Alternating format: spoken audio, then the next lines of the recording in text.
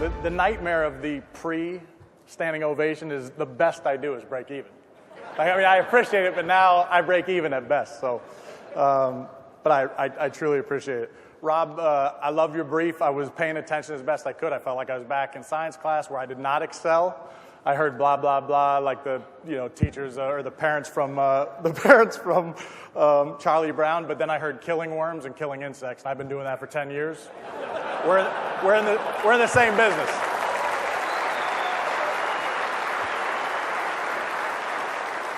So we're in the same business. I want to thank Brad and Jim and then Ben for also welcoming me here today. I'm starting to do this more often, and I'm not always welcome that way. Nobody's ever treated me poorly when they've invited me to a spot, but you can tell if it's different. You can tell if it's from a special organization or a culture that welcomes people like family. So I sincerely appreciate it. It's kind of a counter to my flight in yesterday. So you were good enough to fly me in the front of the plane out here on Father's Day. I'm never late. I'm chronically early to everything, but I was a little behind because my little girls were not happy with the fact that I was leaving on Father's Day. But I get to the plane. First class is already checked in full. I get on the plane. I'm in jeans and a t-shirt and a ball cap. And this gentleman's sitting, in the aisle where I need to get to the window seat. Everybody's there. And I say, "Excuse me, sir, I've got to sit down." And he looks up at me with such disdain that I'm about to ask him to move and that I'm sitting there. I couldn't believe it.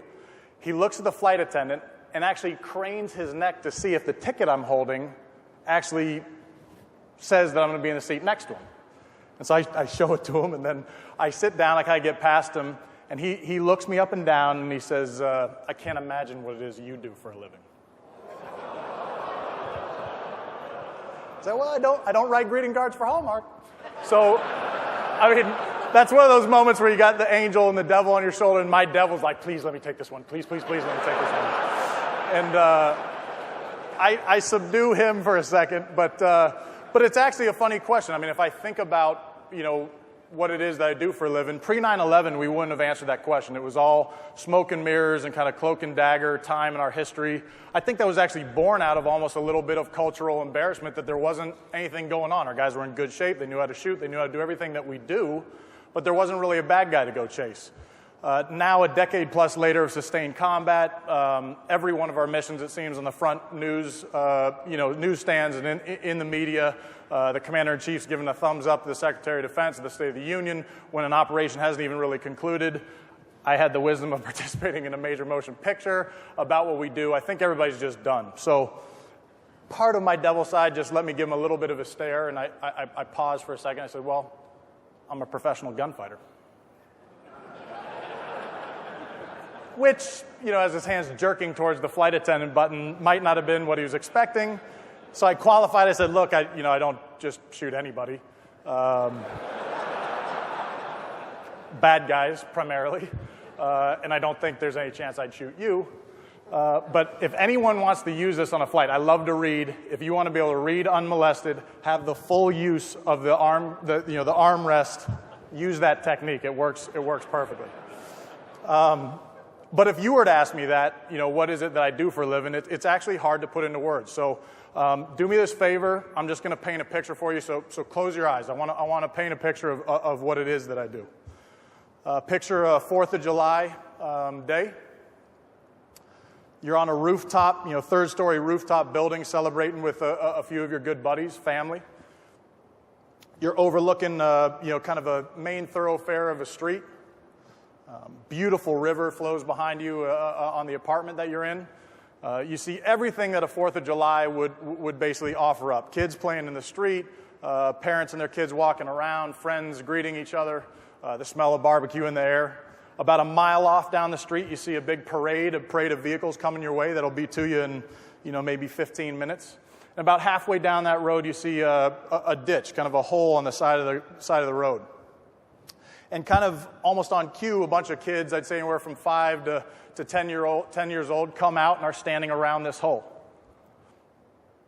And then picture a man with an AK-47, with that AK-47 pointed at a 14-year-old, walking him out to the hole and giving some instructions. And then as the kids are all around this ditch in the road, you see him bring out a 105 millimeter artillery round, which is basically a huge bomb, and placing it in the road. You can open your eyes. That's just, it seems like one of 100 Rolodex, 1,000 Rolodex images running through my brain of what it is we do for a living, the decisions that go along with that, and what we train to deal with, out there in the world. Most recently, I'm sorry, let me make one more statement. That's what I do. The reason I come talk to folks like you, the reason I come do this, is I think this very special covenant exists between the nation's warriors and its civilians.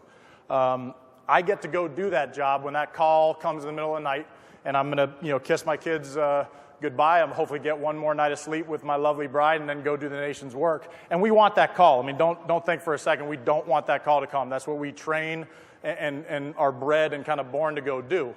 But we do so, and I mean this sincerely, because of you. I know firefighters like my brother are going to be there to take care of my kids if I'm gone. I know police are going to be there if there's some, violence being visited on my family, and take care of them. And in all very serious sincerity, people like you are keeping this American dream, both at home and globally, alive. It gives us something to fight for. And please don't forget it. That's why we do what it is that we do.